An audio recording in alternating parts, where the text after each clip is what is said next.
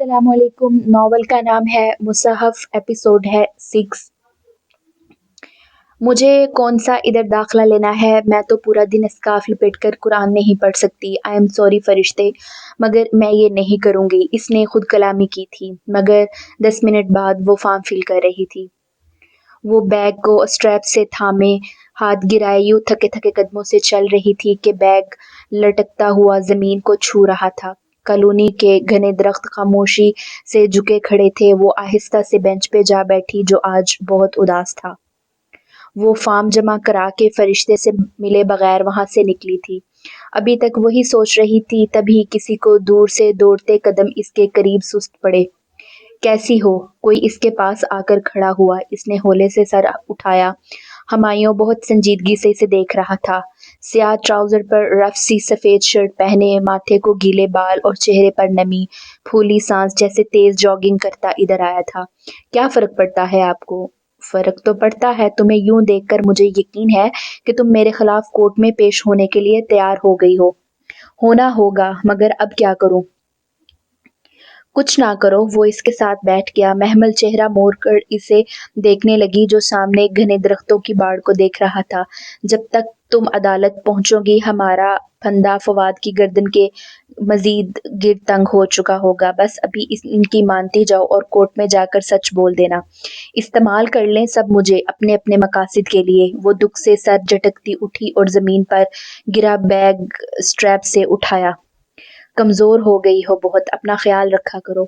इसकी फ़िक्र में भी गर्ज़ पोशीदा है। काश मैं आपके खिलाफ बयान दे सकूं। वो तेज तेज कदमों से सड़क पर आगे बढ़ गई। वो शाने उचकाकर गेट की तरफ आया। गेट बंद करते हुए इसने लम्हा भर गर्दन मोड़कर इसे देखा, जो सर झुकाए तेज तेज सड़क के किनारे चलती जा रही थी। इसकी भूरी ऊंची पोनी टेल गर्दन पर बराबर झूल रही थी। हुमायूं पलट कर ड्राइवे पे जॉगिंग की तरह भागता हुआ अंदर बढ़ गया। दरख्तों की बाड़ और पत्थर का बेंच फिर से वीरान हो गए।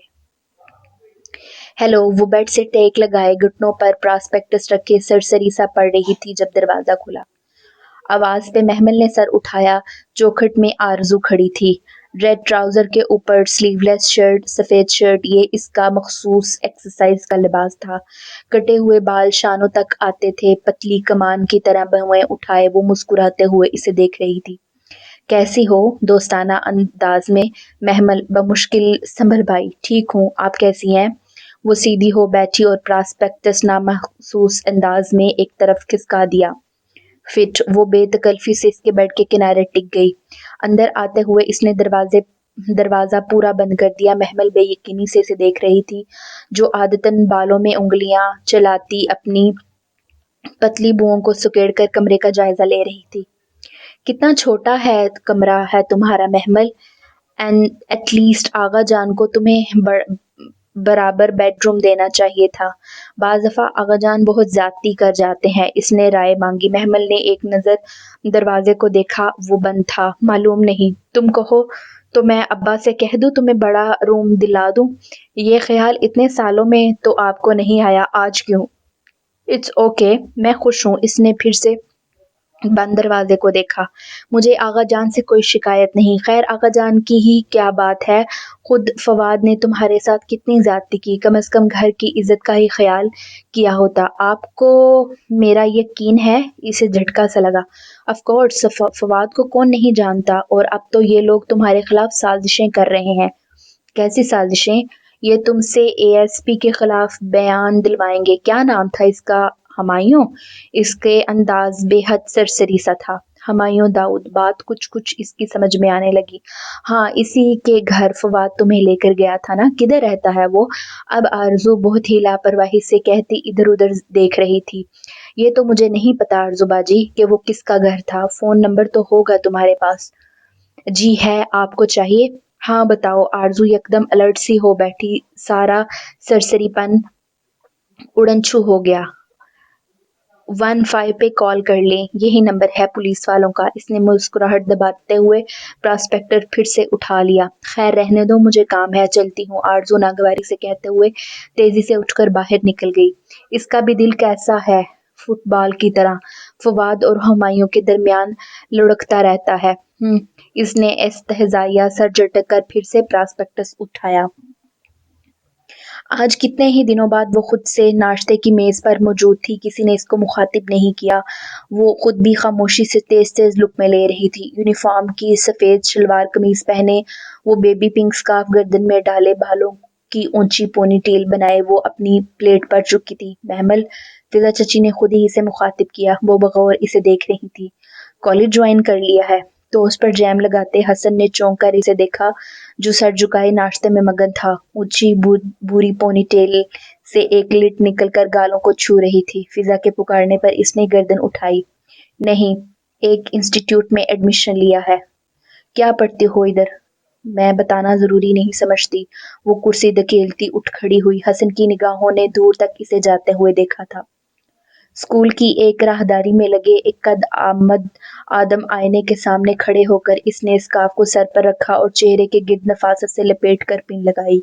यूं के दमकती सुनहरी रंगत वाला चेहरा बेबी पिंक बेजवी हाले में मुकीद था। ऊंची पोनी टेल के पास पीछे से स्कार्फ कदरे ऊपर उठ गया था। नाइस। वो खुद को सराहती वापस बरामदे तक आई। घर से स्कार्फ लेकर आना इसे अजीब सा लगा था, सो यहीं आकर इससे सर पर रख लिया। बरामदे से चौड़ी सीढ़ियां नीचे हॉल में जाती थी, साथ ही जूतों का रैक पड़ा था। इसने जूते रैक पर उतारे और नंगे पांव संगमरमर के ठंडे जीने उतरने लगी। वसीओ अरीज प्रेयर हॉल भरा हुआ था। कलीन पे सफेद चादरें बिछी हुई थी। इन पे बहुत सलीके से सफ़ों में डेस्क लगे हुए थे। वो डेस्क जमीन से बाजू भर ही ऊंचे थे, जैसे अमूमन मदरसों में होते हैं। डेस्कों के पीछे सफेद यूनिफॉर्म और बेबी पिंक स्कार्फ से ढके सरों वाली लड़कियां सफेद चादरों पर दो जानों मुअद्दब सी बैठी थी। महमल ने आहिस्ता से आखिरी सीढ़ी पर पांव रखा। वो हॉल के आखिर में थी। इसके सामने इन सारी सफ़ों में बैठी लड़कियों की पुश्त थी। सामने ऊंचे प्लेटफॉर्म या मैडम की कुर्सी और टेबल थी। इसके पीछे दीवार थी और ये वो कैलीग्राफी अवेजा पीछे दीवार पे वो कैलीग्राफी अवेजा थी। कुरान इन सब चीज़ों से बेहतर है जिन्हें लोग जमा करते हैं। इसे लगा वो इन लड़कियों की तरह नीचे नहीं बैठ सकेगी, सो हॉल के आखिर दीवार से लगी कुर्सियों की तरफ बढ़ गई।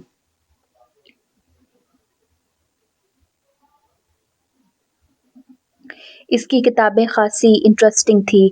किताबुत तहारा, किताबुल ज़कात, किताबुल इल्म, किताबुल सलात, किताबुल सयाम, किताबुल हज वगैरह वगैरह। छोटे छोटे किताबचे बने हुए थे। बाकी एक सिपारा था। पहला सिपारा बहुत बड़े साइज का। हर सफ़े पर बड़ी बड़ी 5 अरबी की सतूर थीं और हर दो के दरमियान 3 खाली लाइनें थीं, गालिबन नोट्स लेने के लिए। अरबी के हर लफ्ज़ तले इसका उर्दू एक चौकोर खाने में लिखा था। यूं हर लफ्ज़ अलग अलग नजर आता था। वो 10 मिनट लेट थी। मैडम मिसबाह का लेक्चर शुरू हो चुका था। सबसे पहले तो आप लोग ये जहन में रखें कि यहाँ आपको दीन पढ़ाया जाता है जाएगा, मज़हब नहीं। दीन और मज़हब में फ़र्क क्या है? दीन रिलीजन को कहते हैं और मज़हब अकीदत या अकीदे स्कूल ऑफ थॉट को। दीन पढ़ने से कबल एक बात जहन में नक्श कर लें और गिरा से बांध लें। दीन में दलील सिर्फ कुरान मजीद की आयत या हदीस नबवी सल्लल्लाहु अलैहि वसल्लम से दी जा सकती है। अब वो सूरह फातिहा से आगाज कर रही थीं। अल्हम्दुलिल्लाह अरबी के अल्फाज 3 या 4 हरफ से बनते हैं, जिन्हें हम रूट वर्ड कहते हैं। अलहम्दु में हम्द का रूट वर्ड हा मीम दाल है, यानी तारीफ। उसी हम्द से हामिद, हमाद और अहमद, मुहम्मद, हमीद, महमूद बनते हैं। हामिद तारीफ करने वाला है, अलहम्द तारीफ वाला, हमीद खूब खूब तारीफ वाला। जब आप कुरान को लिटरल वर्ड फंक्शन पे पढ़ेंगे तो आप इतना एंजॉय करेंगे कि बस जैसे सजदा का वर्ड सजद है, इससे मस्जिद साजिद सजदा बनता है। पढ़ाने का अंदाज दिलचस्प था। महमल तेजी से नोट्स ले रही थी। इसने बारहा सोचा कि ये फैसला सही था या गलत, मगर अंदर से वो मुतज़ब्ज़ब सी ही रही। अगले कुछ रोज़ पढ़ाई में इतनी मसरूफ़ रही कि फरिश्ते से मिल ही नहीं ना सकी। तजवीद, तफसीर, हदीस की पढ़ाई ठीक थी और बस ठीक ही थी। कोई गैर मामूली चीज़ तो इसे अभी तक नज़र नहीं आई। अलबत्ता अपनी राय सही लगी कि कुरान में वही कुछ होता है जो इसने सोचा था। नमाज का हुक्म, ज़कात देना, माल खर्च करने की तायीद, मोमिन, काफिर, मुनाफिक की तारीफ, वही मदीना के मुनाफिकों का जिक्र, भाई अब मुसलमान है इतना तो पढ़ ही रखा था। हाँ, वो बातें तो हरगिज़ न थीं जिसका ज़िक्र वो स्याफ़ाम लड़की किया करती थी। अलबत्ता वो कुरान को बहुत ध्यान से पढ़ती, अल्फाज़ के मानी याद करने की कोशिश करती, नोट्स लेती और रूट वर्ड समझती। आहिस्ता-आहिस्ता ऐसे एहसास हुआ कि वो कितना गलत कुरान पाक पढ़ती, अल्फाज़ को मजहूल अदा करती। मसलन बाज़ेर बी होता है मगर वो बाज़ेर बे पढ़ती और वो सोचती कि ये सारी अम्मियाँ, नानी, दादियाँ जो हमें कुरान सिखाती हैं वो अमूमन गलत तलफ़ुज़ से मजहूल ही पढ़ती हैं। सीन, स्वाद और से का फ़र्क ही नहीं पता चलता। जब हम ज़बर ज़ेर को बहुत लंबा करते हैं तो हमें एहसास ही नहीं होता कि हम कुरान में एक हर्फ का इज़ाफ़ा कर रहे हैं। ज़ेर को खींचकर अलिफ का इज़ाफ़ा कर रहे हैं, कुरान में तहरीफ कर रहे हैं, मानी बदल रहे हैं। अंग्रेज़ को तो खूब ब्रिटिश और अमेरिकन लहजे में बोलने की कोशिश करते हैं और कुरान जिसकी अरबी लबुल लहजे में पढ़ने का हुक्म है और जिसमें ज़ेर ज़बर को असल से ज़ायद खींचना भी हराम है, दर्जे की गलती शुमार होता है, इसके सीखने को अहमियत ही नहीं देते।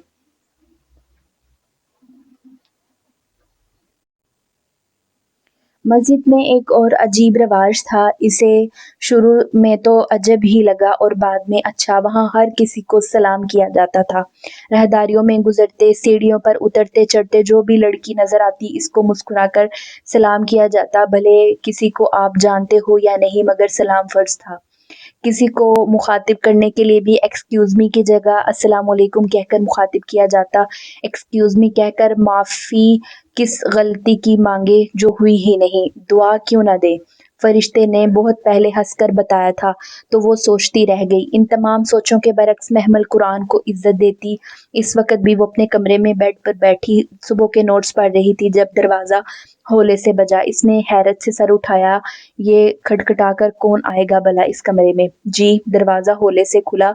वो उठकर आहिस्ता खुलते दरवाजे को देखने लगी, यहाँ तक कि वो पूरा खुल गया और लम्हे भर को तो वो सुन ही हो गई, फिर जैसे बुखलाकर नीचे उतरी।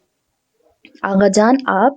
वो दहलीज में खड़े थे, अतराफ का जायजा लेते, कमर पर हाथ बांधे अंदर दाखिल हुए। आप बैठे आगा जान। छोटा सा कमरा था, वो इन्हें कहाँ बिठाती। जल्दी से स्पारा ऊपर शेल्फ पर रखा और बेड की चादर ठीक की। वो खामोशी से बेड पर बैठ गए। इधर आओ बेटा, मुझे तुमसे बात करनी है। ये इस वाकया के बाद पहली दफा था जब वो इससे मुखातिब हुए थे और अंदाज में खासी नरमी थी। वो किसी मामूल की तरह इनके सामने आ बैठी। जी महमल, वो बगौर इसका चेहरा देखते आहिस्ता से बोले। महमल सांस रोके इनको देखती गई। फवाद ने तुम्हारे साथ बुरा किया, बहुत बुरा। मैं तुमसे इसकी तरफ से माफी मांगता हूँ। नहीं आगा जान प्लीज। इसने दोनों हाथ ऊपर उठाए तो वो मोम की तरह पिघलने लगी। बेख्तियार इनके हाथ पकड़ लिए। तुम्हारे साथ बहुत ज्यादतियां हुई मैं जानता हूँ और अब मैं इनका अजाला करना चाहता हूँ। जी, वो कुछ समझ नहीं पा रही थी। मैं जायदाद में से तुम्हारा हिस्सा अलग करना चाहता हूँ ताकि तुम इसकी देखभाल कर सको। 50% की मालिक हो तुम वो हिस्सा ले लो। मैंने वकील को पेपर्स तैयार करने का कह दिया है। वो हकदक इनका चेहरा देख रही थी। क्या तुम अपना हिस्सा लेना चाहती हो? जैसे आप कहें। बाज़ दफ़ा अपने हकूक़ की बात अकेले में कहना आसान होता है बनिस्बत अपने मुखालिफिन के सामने। वो और कुछ कह ना सकी, बस यकटक इन्हें देखती गई जो इसके सामने बेड की पायंती पर बैठे हुए थे। मैं आज जायदाद के कागज साइन कर देता हूँ, मगर तुम मेरी एक शर्त है। वो लम्हे भर को रुके। इनकी निगाहें इसके चेहरे पर जमी हुई थी। वो पलक नहीं झपक रहे थे, इसे देख रहे थे जो दम साधे इनकी मुंतजिर थी। मगर तुम फवाद के खिलाफ नहीं बल्कि एएसपी हुमायूं दाऊद के खिलाफ अगवा के जुर्म का बयान दोगी कोर्ट में। वो अधखुले लब और फटी फटी आंखों से इन्हें देखते गई। अदालत ने हमें तारीख दे दी है, अगले माह की तारीख। मैं चाहता हूँ तुम अदालत में अपने बयान से ना फिरो ताकि मैं जायदाद के कागज तुम्हारे हवाले कर दूंगा। जैसे ही तुम कोर्ट में बयान दोगी मैं दस्तखत कर दूंगा। वो उठ खड़े हुए। वो इन्हें देखने के लिए गर्दन बिना उठा सकी। तुम्हारे पास वक्त है, खूब अच्छी तरह सोच लो और इसे अपना बिजनेस डीलिंग समझो। ये तुम्हें आइंदा इब्राहिम के बिजनेस एम्पायर संभालने में मदद देगा। वो दरवाजे की तरफ बढ़े। मुझे मंजूर है, वो तेजी से बोली। फैसला करने में इसे एक पल लगा था। बाढ़ में गया हुमायूं, हब से भेजा मैं तो इसने मुझे रखा था। उन्होंने मुड़कर फातिहाना मुस्कुराहट के साथ इसे देखा। تم اچھی بزنس وومن بن سکتی ہو، ٹیک کیئر، اور دروازہ کھول کر باہر نکل گئے۔ کیا یوں ہمایوں گرفتار ہو جائے گا اور فواد کیا وہ گھر آ جائے گا؟ نہیں، مگر جائیداد، اپنے مقام کو پا لینے کی خواہش، کبھی وہ بھی تائی پہ یوں ہی حکم چلا سکے، سب اس کی عزت کریں، اس کے حکم سے گھر میں کام ہو، اس کی موجودگی ہر جگہ ضروری سمجھی جائے۔ وہ الجھ گئی۔ کیا اس نے صحیح کیا؟ کچھ سمجھ نہیں آ رہا تھا۔ صبح 8 بجے وہ مسجد کے گیٹ پر تھی۔ اندر داخل ہونے سے قبل اس نے رک کر بیلوں سے ڈھکے بنگلے کو دیکھا، جس کی سنگی بینچ آج بھی ویران تھا۔ بابا، تمہارا صاحب کہاں ہے؟ کچھ سوچ کر اس نے باوردی گارڈ کو مخاطب کیا۔ وہ تو شہر سے باہر گئے ہیں، کب آئیں گے معلوم نہیں۔ اچھا، اس نے ذرا سی ایڑی اونچی کر کے گیٹ کے پار دیکھا۔ ہمایوں کی گاڑی کھڑی تھی۔ وہ بی بی، وہ جہاز پر گیا ہے۔ گارڈ قدرے گڑبڑایا۔ بھاڑ میں گیا تمہارا صاحب میری طرف سے۔ اس سفید سر پہ جھوٹ تو نہ بولو۔ نہیں ملنا چاہتا تو سیدھے منع کر دو۔ جھوٹ بولنا منافقت کی نشانی ہے، ایمان کی نہیں۔ خدا کا خوف کرو۔ وہ آخری فقرے قدرے نصیحت آمیز انداز میں کہتی اسکول کے گیٹ کی طرف بڑھی۔ پتہ نہیں ہمایوں نے اس کے لیے یہ کیوں کہہ رکھا تھا، اور یہ پتہ نہیں میں نے صحیح کیا یا غلط، مگر وہ ایسے میری جائیداد کبھی نہیں دیں گے۔ پھر اور کیا کرتی؟ بیزار سا تاثر چہرے پر سجائے بیگ اٹھائے وہ سست روی سے برآمدے کی طرف چل رہی تھی۔ اور یہ جھوٹ تو نہیں، اس نے مجھے حب سے بھیجا میں رکھا تھا۔ اس نے چپل ریک پہ اتاری اور خود کو گھسیٹتی ہوئی نیچے سیڑھیاں اترنے لگی۔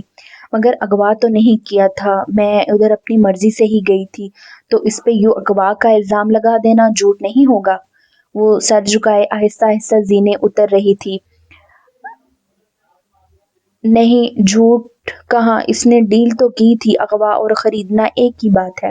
اگر ذرا سا لفظوں کا ہیر پھیر کر دوں تو کیا ہوگا؟ اس نے کرسی پر بیٹھ کر کتابیں سائیڈ بورڈ پر رکھیں اور ساتھ بیٹھی لڑکی کے سپارے پر جھانکا، اور پھر مطلوبہ صفحہ کھولنے لگی۔ تفسیر شروع ہو چکی تھی۔ وہ آج لیٹ تھی۔ فواد کے خلاف گواہی نہ دوں تو بھی وہ سزا پائے گا، اور وہ اتنا برا اے ایس پی، کوئی میرے بیان سے اسے تھوڑی نہ سزا ملے گی، بس لفظوں کا تھوڑا سا انٹرچینج کر دیا جائے تو کیا؟ میری نیت تو صاف ہے۔ مطلوبہ صفحہ کھول کر اس نے پین کی کیپ اتاری اور آج کی تاریخ لکھنے لگی۔ اور تم جھوٹ کو سچ کے ساتھ نہ ملاؤ، اور نہ تم سچ کو چھپاؤ، حالانکہ تم خوب جانتے ہو۔ میڈم مصباح کی آواز پر جیسے کرنٹ کھا کر اس نے سر اٹھایا۔ وہ اپنی ٹیچر چیئر پر بیٹھی کتاب سے پڑھ رہی تھی۔ اس نے بے اختیار اپنے سپارے کو دیکھا۔ اس صفحے پر سب سے اوپر یہی لکھا تھا: تم میری آیات کے بدلے تھوڑی قیمت نہ لو اور صرف مجھ سے ہی ڈرو، اور تم جھوٹ کو سچ سے نہ ملاؤ اور نہ حق کو چھپاؤ، حالانکہ تم جانتے بھی ہو۔ وہ سنسی بے حد ساکت سی پھٹی پھٹی نگاہوں سے ان الفاظ کو دیکھ رہی تھی۔ میڈم آگے پڑھ رہی تھی مگر اسے کچھ سنائی نہیں دے رہا تھا۔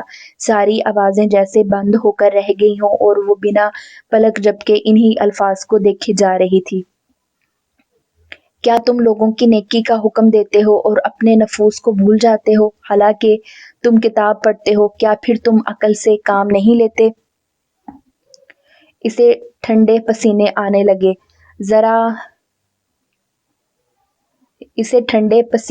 لگے۔ ذرا دیر پہلے گارڈ کو کی گئی نصیحت اس کے کانوں میں گونجنے لگی، اور کتاب اس سے زیادہ جانتی ہے۔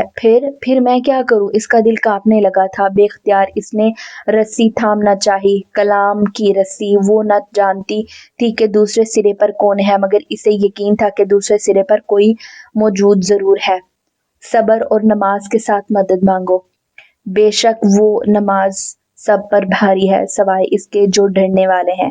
اس نے وحشت زدہ سی ہو کر سر اٹھایا۔ پنک اسکارف والے بہت سے سر اپنی کتابوں پر جھکے ہوئے تھے، کوئی بھی اس کی طرف متوجہ نہیں تھا۔ اس نے پھر سے ان الفاظ کو پڑھا۔ وہ کوئی مضمون نویسی نہ تھی، وہ گفتگو تھی۔ او مائی گاڈ! اس کا دل زور زور سے دھڑکنے لگا۔ It's talking to me. ساتھ بیٹھی لڑکی نے سر اٹھایا۔ تو یہ ٹاک ہی تو ہے، کلام۔ اس کو ہم کلام پاک اسی لیے تو کہتے ہیں۔ وہ سادگی سے کہہ کر اپنے سپارے پر جھک گئی۔ محمل نے سپارہ بند کر دیا اور کچھ بھی اٹھائے بنا تیزی سے بھاگتی ہوئی سیڑھیاں چڑھتی گئی۔ فرشتے اپنے آفس میں آئی، وہ اس کا انتظار کر رہی تھی۔ محمل تم؟ میں آئندہ نہیں آؤں گی، میں مسجد چھوڑ رہی ہوں۔ وہ جو کرسی پر بیٹھی تھی بے یقینی سے کھڑی ہو گئی، اس کی آنکھوں میں عجب سا خوف اور گھبراہٹ تھی۔ فرشتے نے آرام سے فائل میز پر رکھی اور کرسی کی دوسری جانب جگہ سنبھالی۔ کھڑکی کے بلائنڈز بند تھے، کمرے میں چھاؤں سی تھی۔ آپ میری بات سن رہی ہیں؟ بیٹھو۔ وہ میز کی دراز کھول کر جھکی، کچھ تلاش کرنے لگی تھی۔ محمل بمشکل ضبط کرتی کرسی پر ٹکی، اس کا بس نہیں چل رہا تھا کہ وہ ادھر سے بھاگ جائے۔ میں نہیں آؤں گی آئندہ فرشتے، اس نے دہرایا۔ وہ ابھی تک دراز میں مصروف تھی۔ پھر کہاں جاؤ گی؟ بس قرآن چھوڑ رہی ہوں۔ اسے چھوڑ کر کہاں جاؤ گی محمل؟ وہ کچھ کاغذات نکال کر سیدھی ہوئی اور اسے دیکھا۔ اپنی نارمل لائف میں۔ تمہیں یہ اب نارمل لائف لگتی ہے؟ یہ مجھ سے بات کرتی ہے فرشتے، وہ دبی دبی سی چیخی۔ آپ سمجھ نہیں سکتی میں کتنے کرب سے گزر رہی ہوں، مجھ سے یہ سب برداشت نہیں ہو رہا، آپ سمجھ نہیں سکتی۔ میں سمجھ سکتی ہوں، جب قرآن مخاطب کرنے لگتا ہے تو سب اسی کرب سے گزرتے ہیں۔ نہیں، اس نے سختی سے نفی میں سر ہلایا۔ وہ کسی کے ساتھ نہیں ہو سکتا جو میرے ساتھ ہوا، آپ تصور نہیں کر سکتی۔ تمہیں لگتا ہے تم پہلی ہو؟ اس نے گہری سانس لے کر آنکھیں بند کی اور پھر سر دونوں ہاتھوں میں گرا لیا۔ ہم انسان ہی تو یہ بوجھ اٹھانے کے قابل ہیں، پھر تم اتنی کمزور کیوں پڑ رہی ہو؟ ہم پہاڑ ہو تو نہ سہار سکے، دب جاتے۔ اس نے آہستہ سے سر اٹھایا۔ فرشتے کو وہ لمحے بھر میں بہت بیمار لگی۔ کوئی میری سوچیں پڑھ رہا ہے فرشتے؟ وہ مخلوق نہیں ہے، وہ کلام ہے، بات ہے، اللہ کی بات، اور اللہ ہی تو سوچیں پڑھ سکتا ہے۔ وہ گمسم سی ہو گئی۔ میں اللہ تعالیٰ سے بات کر رہی تھی۔ تمہیں کوئی شک ہے؟ مگر یہ 1400 سال پرانی کتابیں، یہ کیسے ہو سکتا ہے کہ یہ پاسٹ میں ہو کر ہم سے 1400 سال بعد کے فیوچر سے خود کانٹیکٹ کر کے اٹس لائک میریکل۔ یہی تو ہم اسے کہتے ہیں، معجزہ۔ اور جب یہ ختم ہو جائے گی تو پھر سے شروع کر لینا۔ رسول اللہ صلی اللہ علیہ وآلہ وسلم کہا کرتے تھے، قرآن کے معجزے بار بار دہرانے سے کبھی پرانے نہیں ہوں گے۔ وہ بتا رہی تھی، میں اسے چھوڑ دوں تو؟ فرشتے نے تعصب سے اسے دیکھا۔ محمل، جب روز قیامت اللہ زمین آسمان کو ہلائے گا، ہر چیز کھینچی چلی آئے گی، طوعاً و کرہا، خوشی سے یا ناخوشی سے۔ جب ہم اللہ کے بلانے یا نماز اور قرآن کی طرف نہیں آتے تو اللہ ہمارے لیے ایسے حالات بنا دیتا ہے، یہ دنیا اتنی تنگ کر دیتا ہے کہ ہمیں زبردستی سخت ناخوشی کے عالم میں آنا پڑتا ہے، اور پھر ہم کرہن بھی بھاگ کر آتے ہیں، اور اس کے علاوہ ہمیں کہیں پناہ نہیں ملتی۔ اس کے علاوہ طوعاً آ جاؤ محمل، ورنہ تمہیں کراہن آنا پڑے گا۔ پھر وہ مزید کوئی بحث نہ کر سکی۔ اسے فرشتے کی بات سے بے حد خوف آیا۔ اسے لگا وہ اب کبھی قرآن چھوڑ نہ سکے گی۔ اگر اسے معلوم ہوتا کہ اس ایک لفظ میں اس کی زندگی کا سب سے بڑا امتحان چھپا ہے تو وہ اسے کبھی مس نہ کرتی، اور نہیں تو اس کا مطلب لغت میں ہی تلاش کر لیتی، مگر جانے کیسے وہ اس سے لکھنا رہ گیا۔ آج کا رکوع میڈم مصباح کے علاوہ ایک اور ٹیچر پڑھا رہی تھی۔ میڈم ذکیہ بنی اسرائیل کے ہیکل میں داخل ہونے کا قصہ بیان کر رہی تھی، اور دروازے میں داخل ہو جاؤ، سجدہ کرتے رہو اور کہو حطۃ، ہم تمہارے گناہ بخش دیں گے اور عن قریب ہم محسنین کو زیادہ دیں گے۔ وہ آیات پڑھ کر اب الفاظ کی گہرائی میں جا رہی تھی۔ حطۃ کا مطلب گرانا، مراد گناہ گرانے یعنی بخشش مانگنے سے ہے۔ اب بنی اسرائیل نے کیا یہ، انہوں نے جیسا کہ اگلی آیت میں ذکر ہے منہ ٹیڑھا کر کے بات کو بدل دیا۔ وہ سجدہ کرتے یعنی جھک کر حطۃ کہہ کر داخل ہونے کی بجائے حنطۃ کہہ دیتے، کہہ کر داخل ہوتے، حنطۃ کہتے۔ وہ تیز تیز قلم چلا رہی تھی کہ کسی نے برہمی سے پین اس کے رجسٹر پر رکھا۔ اس نے ہڑبڑا کر سر اٹھایا۔ ایک کلاس انچارج اس کے سر پر کھڑی تھی۔ بعض لوگ قرآن پڑھتے ہیں اور قرآن ان کے لیے دعا کرتا ہے، اور بعض لوگ قرآن پڑھتے ہیں اور قرآن ان پر لعنت کرتا ہے۔ کیا ہوا میم؟ آپ رجسٹر قرآن پر رکھ کر لکھ رہی ہیں۔ इंचार्ज ने सदमे से इसे देखा तो इसने घबरा कर कुरान नीचे से निकाला। ये इसकी तजवीद का कुरान था, सिंपल ऑफ वाइट जिल्द वाला।